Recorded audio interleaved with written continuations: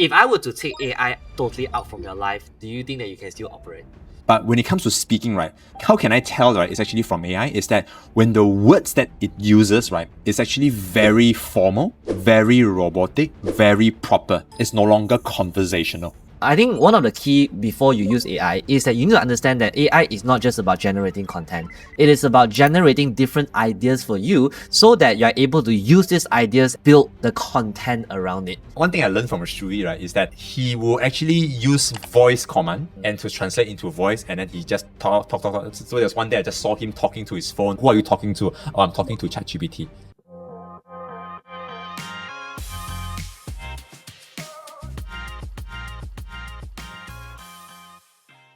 Hi everyone, before we kick things off, just want to share with you that we are on a mission to reach out to more people so that they are able to turn their mess into message.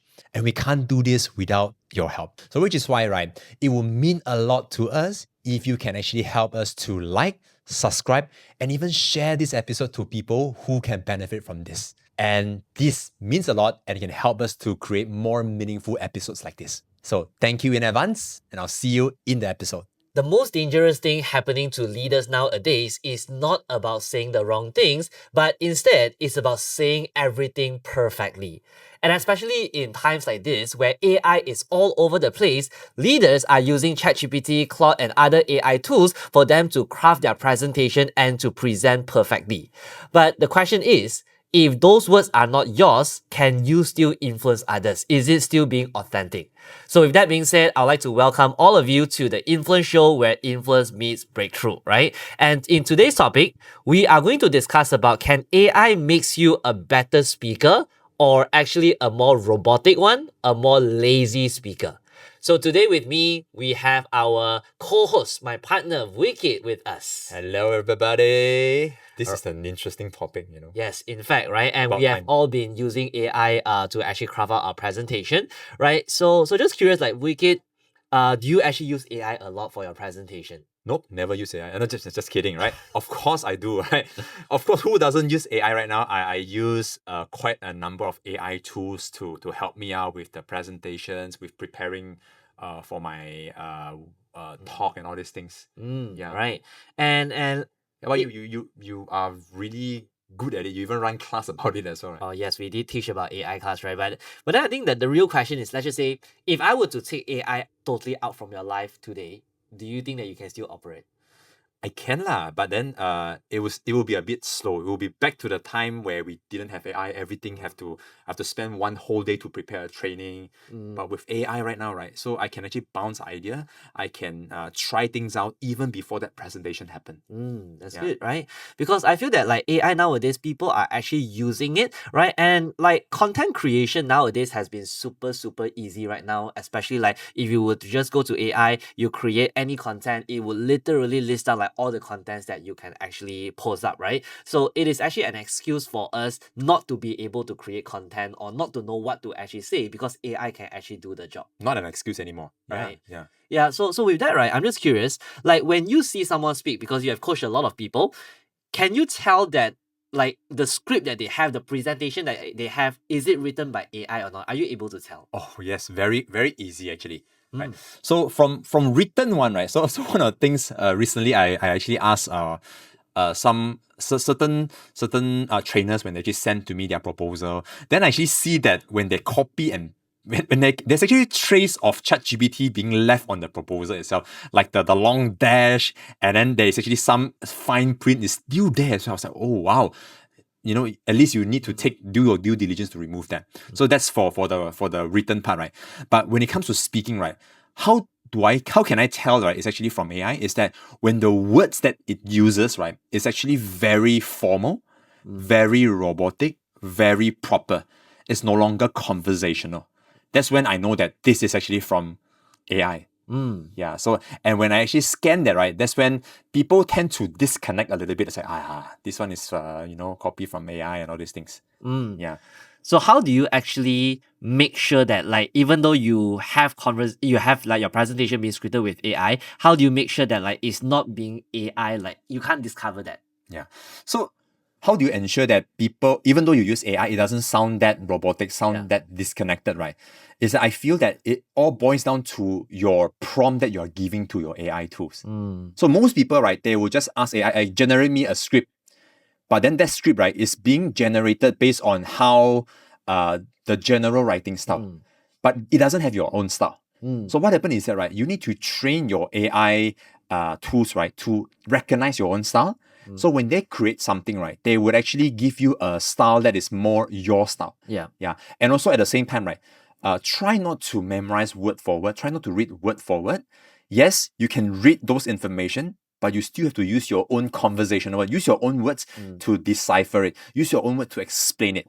Because then only people feel that, oh wow, this is something that is coming from your own interpretation rather than just everything copy and paste. Right. So I really love how you actually say that use your own tone to generate your content, right? But then I think this leads us to the concept of authenticity as well, right? Because a lot of people, they say that, hey, if I were to use AI to generate ideas, even though I'm using my own tone, but the idea is not coming from me, and because of that, it's not being authentic. So how do you balance between an AI generated content and also authenticity coming from your own? So yes, I will actually ask AI, ask ChatGPT different topics, right? Yeah. But what I do here is that, right, I will ask for their input, and then I will see how can I relate to my own personal life experience as well, right? So for example, when I'm actually preparing for a training, say I ask AI, what's a framework that I can actually train people about executive presence? Then maybe ChatGPT give me a framework for executive presence. Okay, good. That's a framework. Now, the next thing, right, is that I'm not supposed to just take whatever on the ChatGPT and just present it.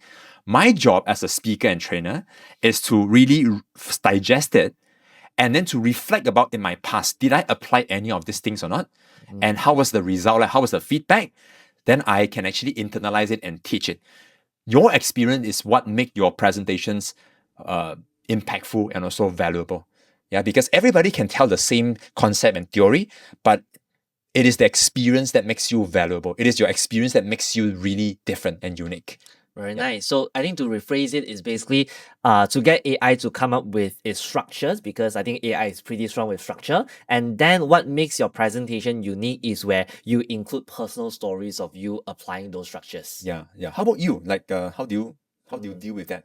Yeah, so I think that it is actually pretty much the same with you, right? Because for me, right, I think one of the key before you use AI is that you need to understand that AI is not just about generating content. It is about generating different ideas for you so that you're able to use these ideas and you actually build the content around it. Right, so how I would actually use AI is that there are a few steps on how I would actually use it. So the first one is that I think AI is actually a very powerful tool to research for relevant content, right? And even like to give you a lot of different examples as well, because nowadays AI can actually give you a lot of examples, right? So once I've done my research on the content, okay, this is something that I actually do is I use AI to analyze my audience. Because in the past, right, when we want to analyze our audience, what we do is that we send out a survey form. We ask people to fill out, hey, what's your pain point? What's your challenge? What's your goal, right? And then people fill that up. But then it takes a lot of time, right? And it takes a lot of effort for us to do that. So now AI, it literally has a lot of all this different information. And all I need to do is that I actually get AI to analyze my audience, to tell AI that this is my group of audience. I want you to give me all their pain points, all their goals and dreams. What do they really want? What are they passionate about? And in just minutes, I get all these different data. So once I get all these different data, and that is when I finally put a structure to it to structure my presentation that revolve around all this audience analysis, right? So I think for me, it's about really having that step by step to get AI to do the research, to analyze before even going into like content generation. So I think content generation is actually the last step for me. Wow. Yeah. So it seems like you have multiple steps here, right? Yeah. So I also learned quite a few tools from you. I'm just curious, like, would you mind to share with us, like, what type of job and what AI tools that you'll be using? Yeah. So I think that AI actually changes over time, right? But then of course there's different parts of AI. But then what is applicable to me is that, so basically right now I use ChatGPT mostly on research, right? Because I think that ChatGPT is very good at analyzing, researching, right? So ChatGPT is one. Claude is also something that I've been using Oh, I quite love it. frequently, right? So Claude is really good in writing content that is personalized to a person, right? And it's also it sounds very human for Claude, right? So that is something that I've been using. So I've always been using ChatGPT combining with Claude to actually come up with my content. Gamma is also something that I've been using to prepare my presentation slides because I think that is really, really helpful, right? But of course, you would have argued that there's things like Gemini and a lot of other different platforms as well. So honestly speaking, I haven't been exploring to that, right? But these are a few that I actually use. Yeah. Yeah. So I think that do you like constantly try out all these tools, like pick things up? Do you like especially research on this? You know, during the days that you are not using your AI, do you like play with your AI? What do you do about that? Yeah, definitely. Or sometimes I would even open up a few AI, give out the same prompt, and then to see like which one generates me the best answers. That's how you can find your own style. Yeah. What about you? What other AI tools that you actually use? Basically, these are the few one. Recently I realized that Cloud is actually very good in also generating Google Sheet, Excel Yep. document. Yeah, and they can even design it as well. Mm. Yeah, and sometimes when it comes to more images, right? So I will use ChatGPT or even Canva AI as well, and also Gemini for Nano Banana as well to generate some of the pictures. Yeah, so I feel that you need to use multiple and to Yep. see which one suits your style the most as well, and also for Right. what applications. Right, very nice, right? And I think that a lot of people will also be wondering, like, why is it that me and you, we use the same ChatGPT, we use the same cloud, but why is it that the output is so different, right? Is it because of me, right? So what's your take on this? Yeah, so I think it all boils down to the prompt that you are feeding your AI as well, and also maybe in the past, how do you normally, what kind of information do you deal with your AI? So for example, if let's say, right, if both person here, imagine person A and person B, we are doing the same presentation, but person A, which is actually me, okay, I actually upload my entire audience survey form inside for the ChatGPT, right, to study first, right? Then compared to a person who didn't. So when we actually ask for the same thing, right, the one that actually has the audience demographic will actually come up with a much personalized. Yeah. The other one will be much more generic. Mm. So it's really depending on the prompt. Yeah, like also the input that you put into the AI, input that you right? put in, yes. Yeah, so I think I can relate to that because we have been doing our influence breakthrough class, right? And all the students that they came to our class, right? What we did is that we sent them a Google form to fill up like why do they join the class? What's their pain point? What's their goals, right? And up to today, we have over like 500 of them that actually fill out the form. So what I actually do is that I download all this form and I put it into AI and to let AI know that these are the group of audience that I have with the pain points and with the goals that they want to achieve. So from there, so whenever I want to craft my content, right? So AI know exactly who I am talking to. Right. So for me, is that the more input you feed AI, the more he knows about your audience, the better output that would be. Yeah, so don't be lazy to talk to your AI, right? So because people are very task oriented, right? Yeah. Give me a script about what, then they just hope that pray that you will come up with something and they just plug and play. So it doesn't work that way. We have to, whatever that we put in is whatever that we're gonna get out of it. Yeah, I think people always have this fast food mentality whereby just 1 to 2 prompts and I want to get my entire presentation done. So usually it doesn't work that way because AI, you got to go back and forth to communicate what you actually want. Right, just like for example, you hire a script writer to write your script, right? So it's also impossible that you just give it a one-line instruction and the script writer knows all your story. So what you do is that you gotta give your writing style, you gotta give your tone, right? How you actually write it, and then eventually like back and forth. That's how the script writer gets the hang of you. Yeah, and I like what he did. If you're like me, very lazy to type, right? Yeah. One thing I learned from Shui, right, is that he will actually use voice command and to translate into voice, and then he just talk. So there's one day I just saw him talking to his phone like for so long. I was like, who are you talking to? Oh, I'm talking to ChatGPT, right? So if you don't like to type, you can also like voice and then just give as much context as possible. So I'm just curious, right? So talking about giving context, talking about prompting, right? Right. Is there something that you can actually share with us about how do you normally prompt your AI tools? Right. So for me, I actually follow very basic framework for me to prompt the AI, right? So I call this the RODE framework, okay? RODES, right? So there is actually 5 different steps for me to prompt it, right? And you let me know later if you can relate to some of these as well. Okay. Right? Yeah. Hey guys, just a moment. So if you have enjoyed our video so far and you have learned something from the video, you know that we are actually on a mission to inspire more lives and to spread our message to even more people out there. And we can't do this without your help. So we would really appreciate it if you haven't subscribed to our video yet or to our channel. So please click on the subscribe button below and to turn on your notification bell as well, so that every time we post a video, you will get the first-hand update to it. And we would really, really appreciate it. So with that being said, thank you in advance, and back to the video. So the first one, I think the first R is actually role, right? So AI would actually needs to know what kind of role that AI is playing, right? So what I would normally do is that I would actually define a role for AI. For example, let's say if I want to write a script, I would tell AI that, hey, right now you are a copywriter with more than 10 years of experience. Or let's say if I want to plan out a training program, then I will tell AI, so right now you are actually an experienced trainer, right, who have thousands of students, right? So you give AI a role.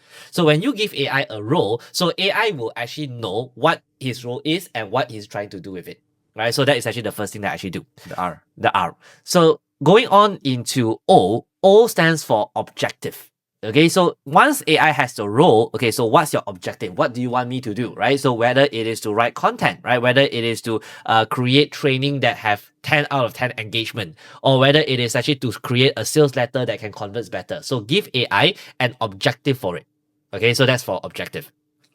And then moving on to the D stands for details, right? So detail is where you key in what you want AI to do, give it a little bit more detail, a bit more context, who's the audience and things like that, right? So I will always believe that the more details that you can give to AI, the better it is, because AI will have all the information.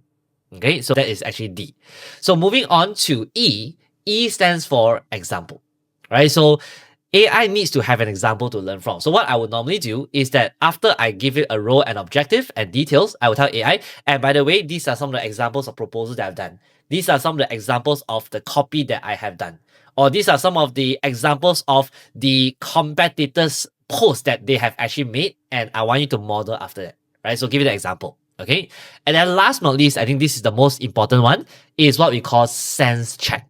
So sense check is where you want to ask AI if he understands everything that you're trying to say, right? So one prompt that I will actually ask AI before I actually key in the enter button is that I will actually key in, right? So before you perform this task, do you have any questions to ask me? And if you have, please list down the questions that you have, right? So then only I click enter.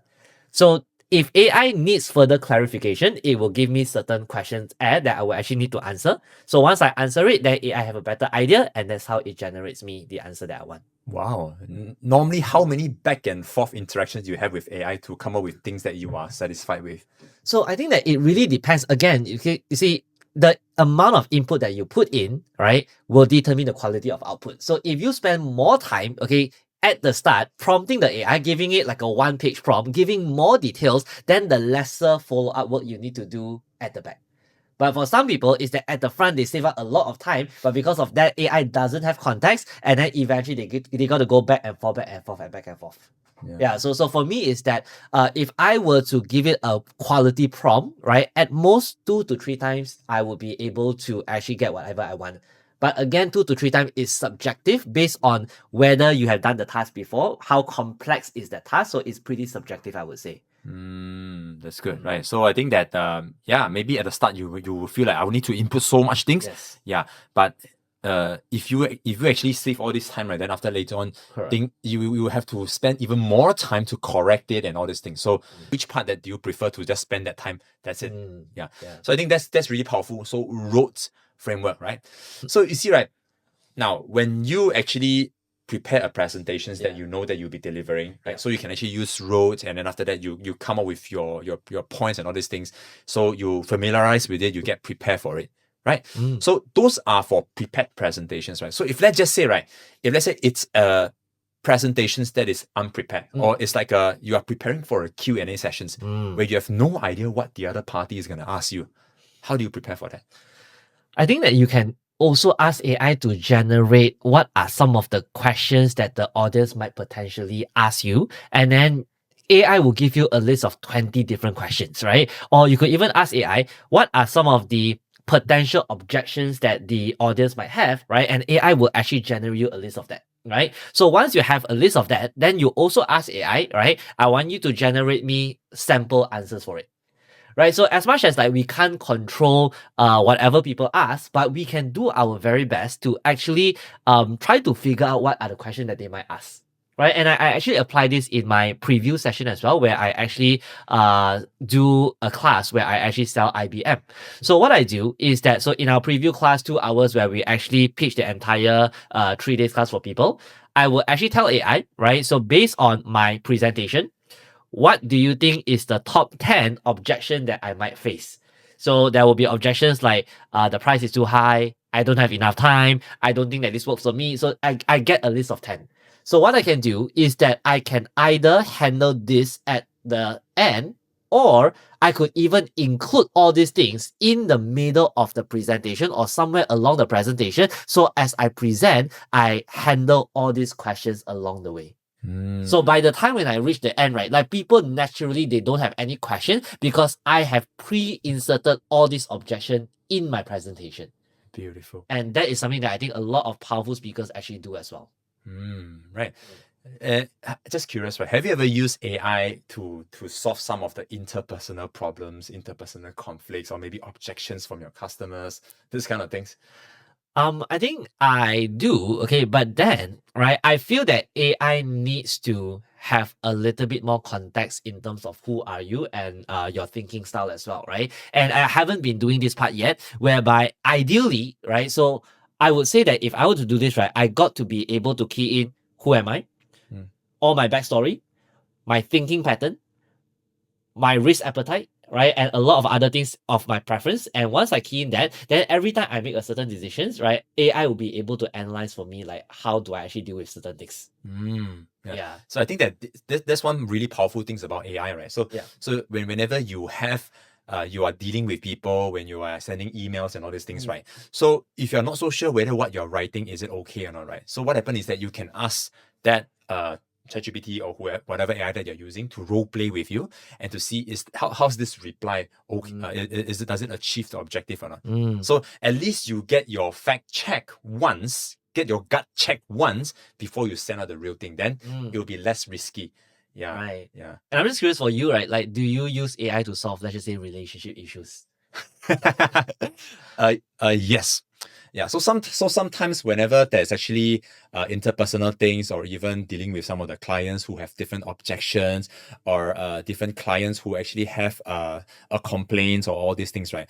So what happens is that sometimes I will even screenshot I will even copy part of the messages and to share it inside.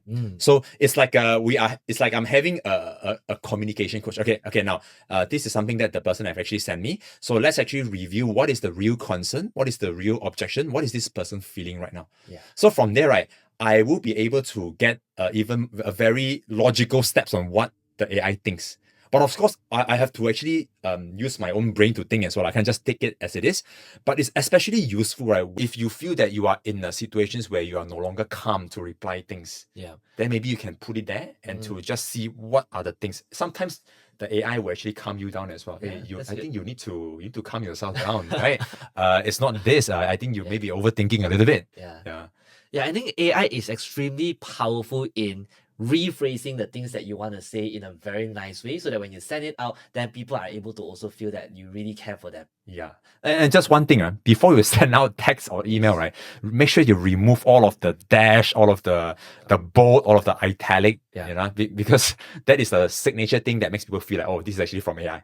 Yeah. So you can refer that, but at the same time, you also need to put in your own authenticity as well. Yeah. Because even though it's by AI, but when it's sent by you, it's your content. You are responsible for it. You cannot say that, oh, it's by AI. No, sent by you means that it's your opinion, it's your stand. Yeah. All right. Very good. Right. So with that said, right, see, AI has played a very powerful role in our life, in even like presentation, communication as well. So here's a bold claim for you, and tell me if you agree to this or not, right? AI is making average communicators better, and AI is also making great communicators lazy. What do you think about this? Okay, definitely I feel that AI is making average communicators better. Better lah, definitely yes, because at least if you do not have a structure, you throw some prompts to the AI tools, right? It will give you some structures on what to say. So I think that actually solves a lot of the issues, because most people they can't speak because they don't have a structure. So that is a structure for people to guide them. But then whether is it great or not, that's really depending on your ability to give prompts. Yeah. And make great communicators lazy, I think yes. Yes. Yeah, because because great communicators, especially people who are well trained in speaking, people who have already like you have speaking experience, right? You know what you want. Yeah. You know what is a great speech. Or maybe you have done some great speeches before. You have done some great presentations before. So what happens is that you can take some of the great speeches because you know them, you put them inside, and then you're able to duplicate a lot more of this kind of things. Yeah. So last time I would say I will need two full days to craft a 1 day training. So I would say now probably around half a day or even sometimes 2 to 3 hours, I will be able to get my slide up and running. Yeah. And do you think that being lazy is good? Because for a lot of people, when we are being lazy, it takes away our ability to think. And let's just say, even for me, if I keep on using AI to generate ideas to write my captions for me, for example, then eventually, like 1-2 years later, my ability to generate caption myself also goes down. Actually, it's true. I think recently, I actually had some conversation with some of the speakers, right? Yeah. So because they are so used to doing, using AI tools, right? Yeah. When they have to do their own training without ChatGPT, or when they have to actually run their own program, right? They start to feel the stage fright again. Yes. Yeah. So which is why, right? Yes, you have AI to support you, but you still need to keep on growing yourself as well. So one thing I always remind myself, right, is this. Yes, I asked AI something, and then AI actually gave me an answer. I don't just stop at the answer. I also want to know the rationale as well. Why are you structuring it in such a way? So I'm learning as well. But most people are not interested with the why. Yeah. They are interested with the result. Okay, which part to copy and paste, and then they just run with it. But if you don't learn it, chances are that skill of you will slowly deteriorate. That's very nice, right? Yep. And I remember this one thing said by a friend, like if influence is a superpower, AI is an amplifier of that superpower. So if you're good at what you do, AI will make you even better. But if you're bad at what you do, AI would actually make you even worse. That's true. Yeah, it will actually amplify the weaknesses that you have and all these things as well. All right, very good, right? So one final question for you, right, Wicked, is that will AI eventually replace presenters or even speakers? Wow, then we'll be out of job. So if you ask me, right, I would say it will replace average speakers and presenters.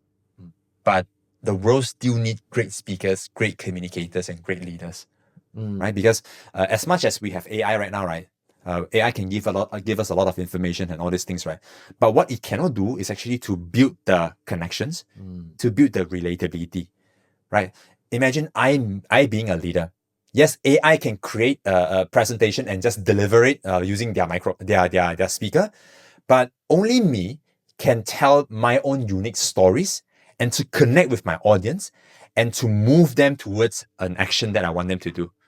So that's the power of a speaker. And I think that in today's world, stories and also your personalities, your imperfections, all these are even becoming more important because these are what makes you unique. These are the things that makes you non-AI. Yeah. All right. So that's why I always believe that sometimes when you deliver an imperfect speech, people love that even more compared to you just delivering a perfect speech. That's right. Yeah. So I see that a lot of viral videos, they will normally, become very casual. They don't actually cut away some of these NGs and all these things.